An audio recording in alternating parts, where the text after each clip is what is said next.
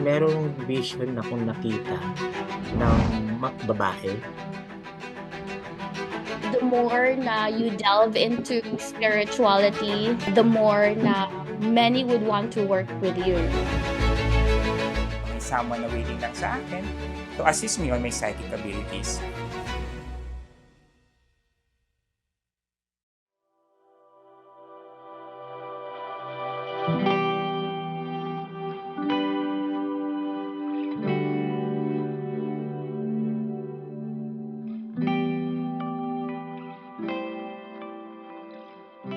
In 1992, I remember I played a role of a healer. One of my playmates got wounded and I healed him with a stone similar to this. So even in my early days, I'm really fond and open about energies and healing. But you know, I lost that stone, and 30 years after, I never thought about healing again. I'm currently attending a class, a session with the Healing House, and I'm taking an energy healing class. I never thought about going back to healing kasi it's been 30 years. But it seems like I'm being called to do this, and I'm really happy doing it, especially that I get to see its effects.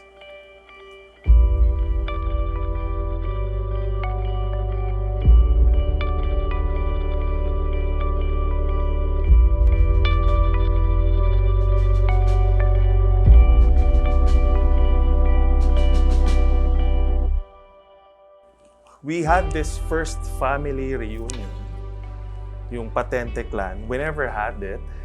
And there was actually a message that I'd like to bring to the entire family. Nung nawala si Lola, wala ako sa tabi niya. So that's my biggest regret in life.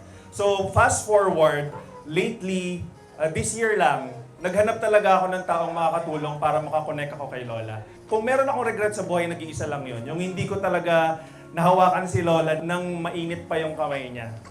Sobrang sakit sa akin nun. Nakahanap ako ng taong makakatulong sa akin. May message din siya para sa ating lahat talaga.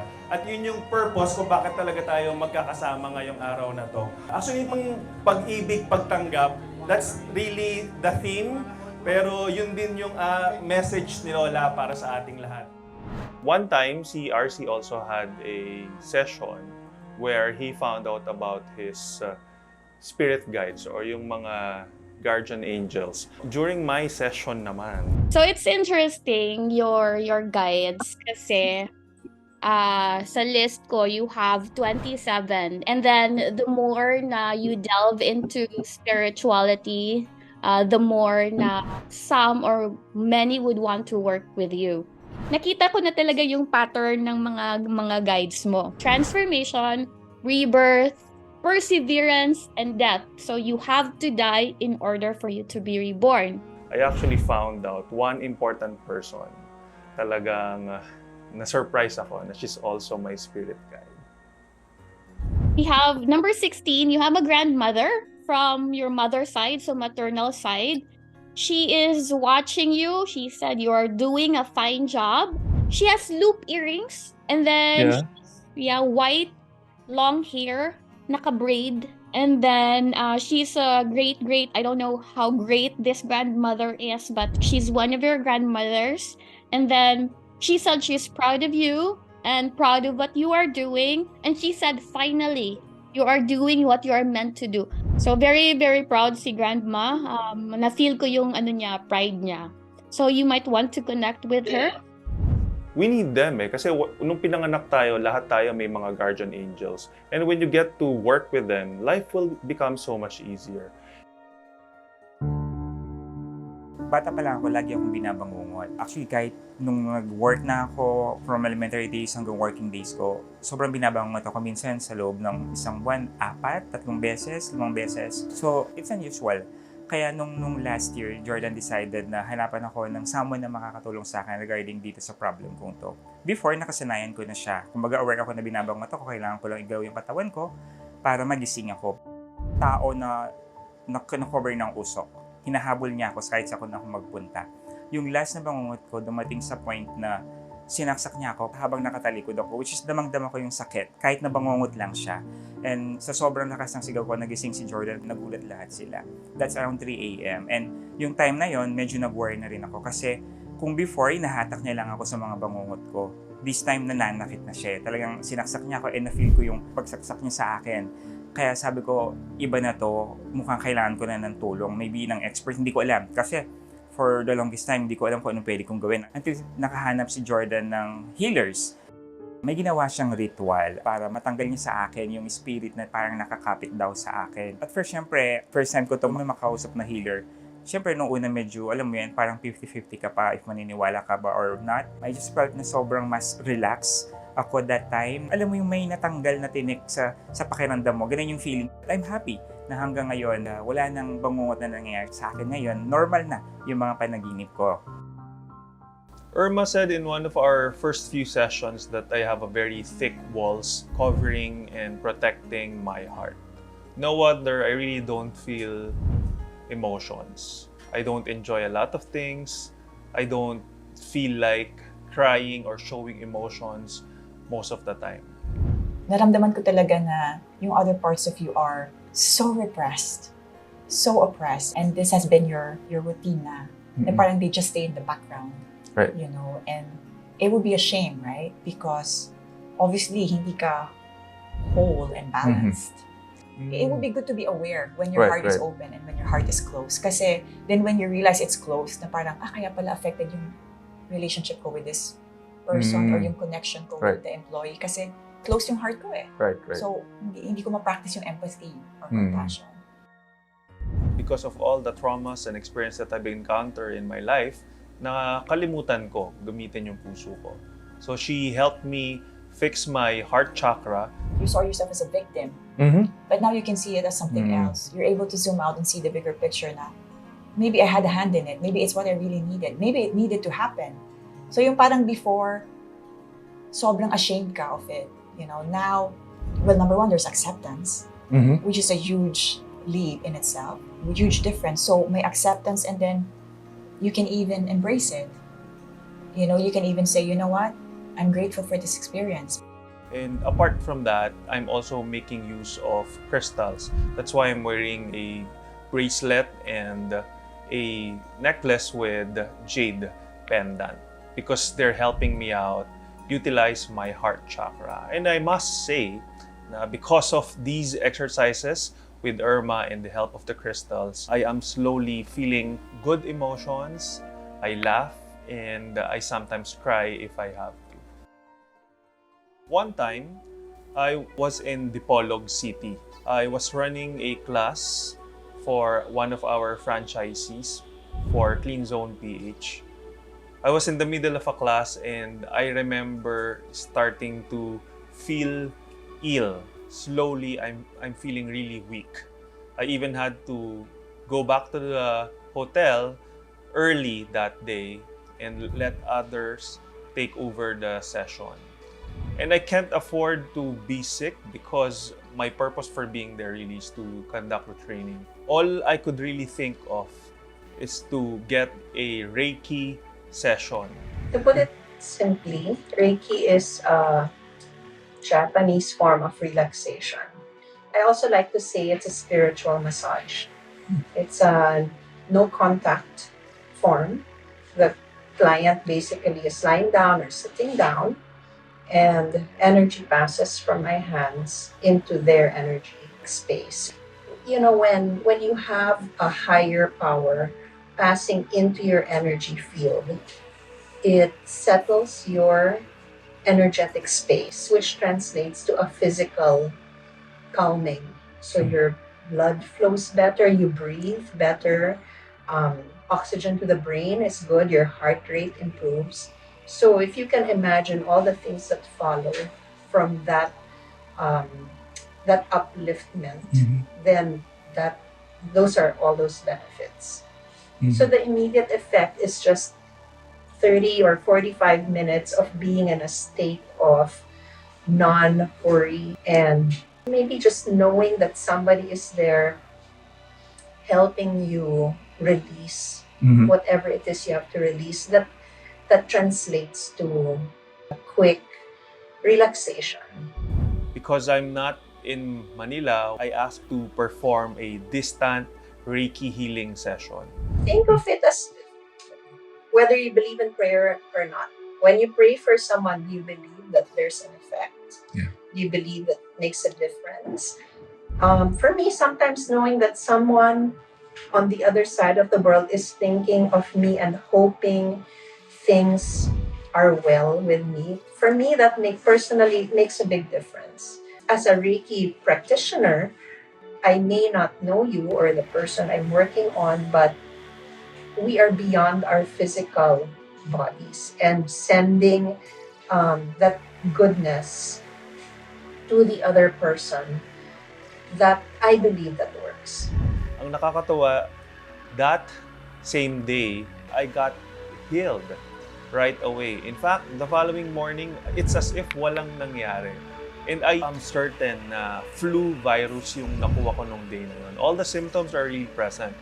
But just the same, because of that Reiki session, I was able to get healed easily. And natapos namin yung training course ng maayos.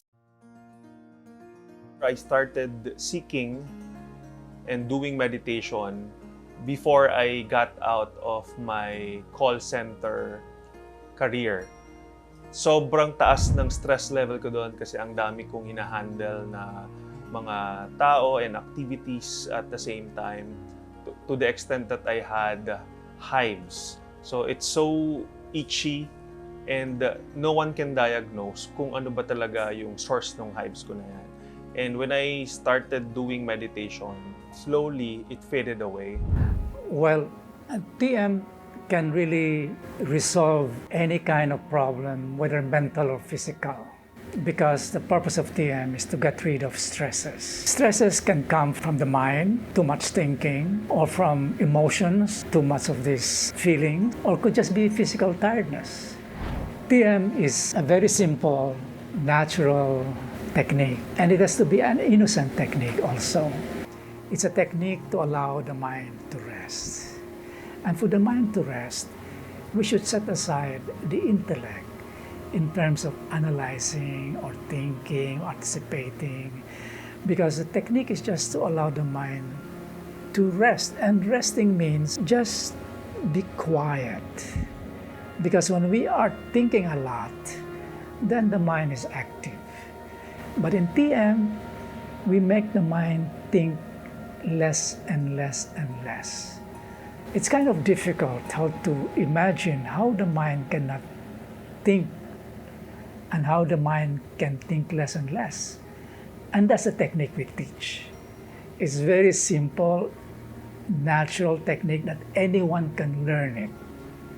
A good friend of mine made a recommendation about transcendental meditation. I remember I am very pleased with how she looks because she's a senior lady and yet she looks so young. And I said, kung dahil sa transcendental meditation yan, I should also do the same thing. Scientific research has shown that if you meditate for 7 years, your physiological and biological age can be as much as 12 years younger than your chronological age. That's a scientific research study. And so it means that if you start meditating today, in 7 years, you can be much younger than you are today. I really enjoyed that kind of meditation kasi sa lahat ng meditation, ito yung pinaka, for me, relaxed, yung transcendental.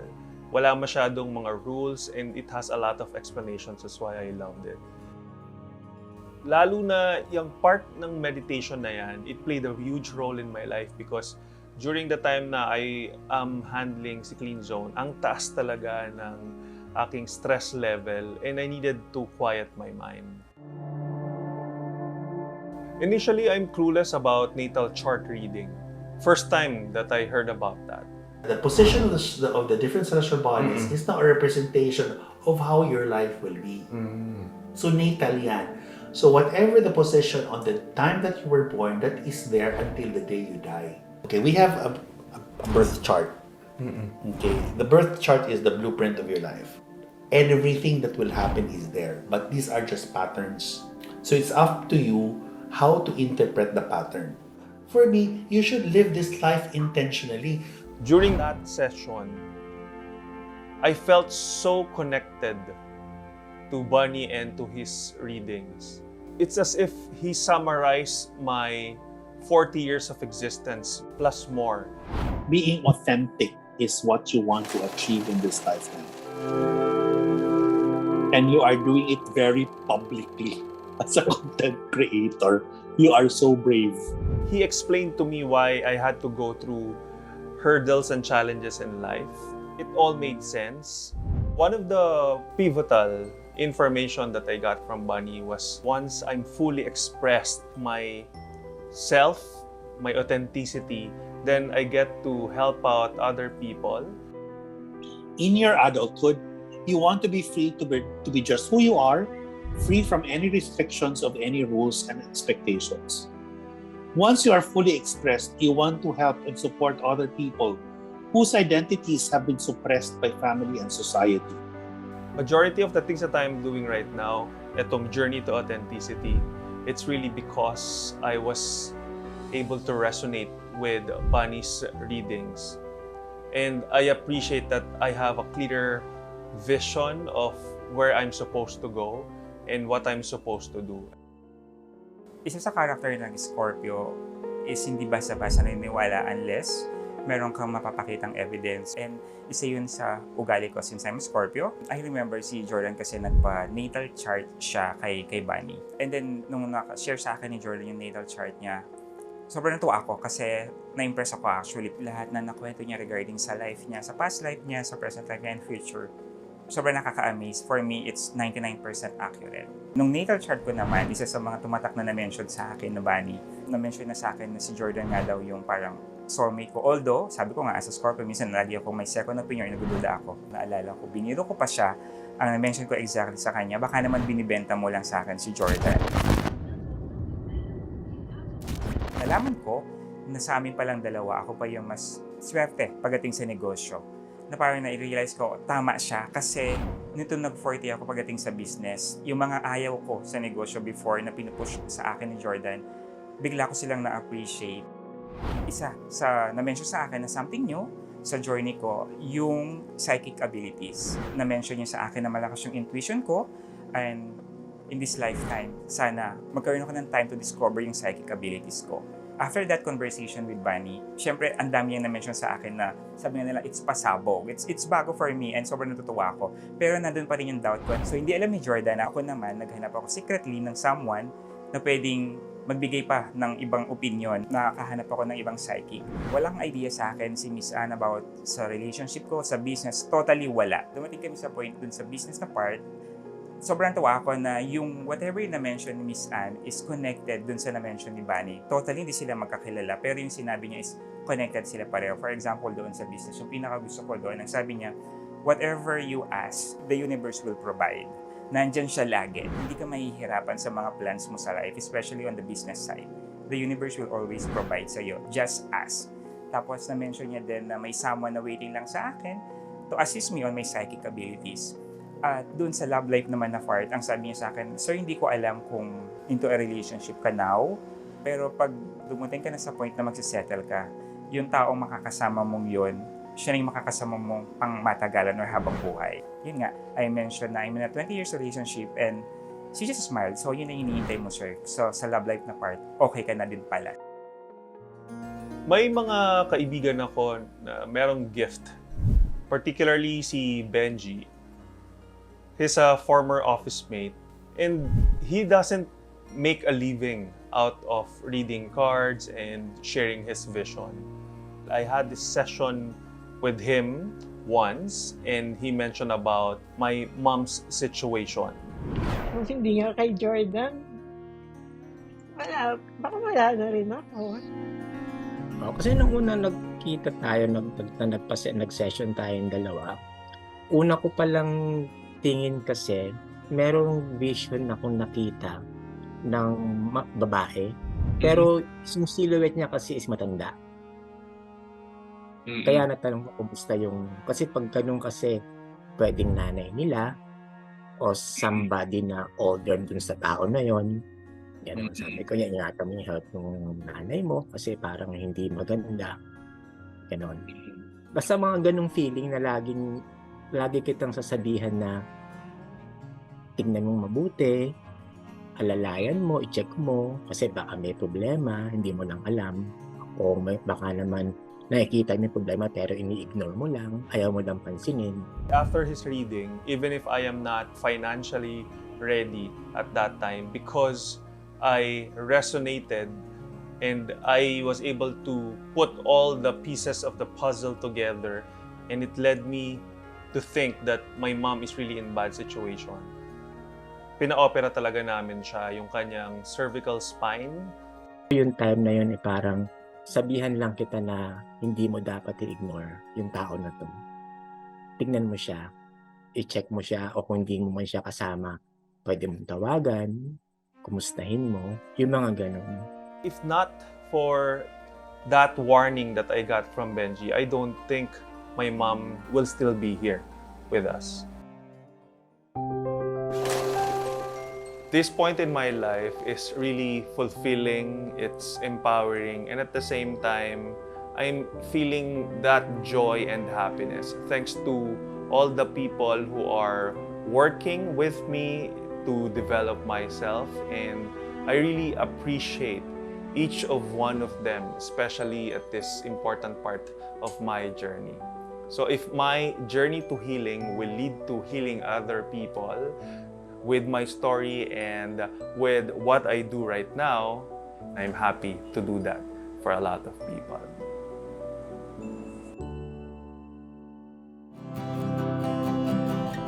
Authenticity for me is being true to my core. Gender identity is just part of my wholeness.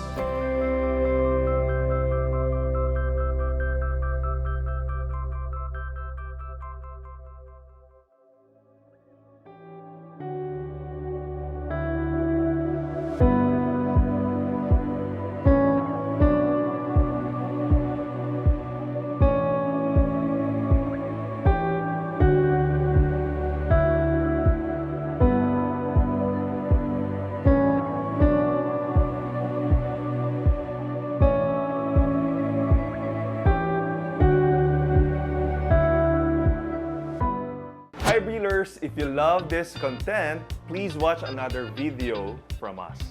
Also, click on the subscribe button and make sure to turn on the notifications bell. That way you're still connected and updated with Transform Media Tools. Remember to follow us on our other socials.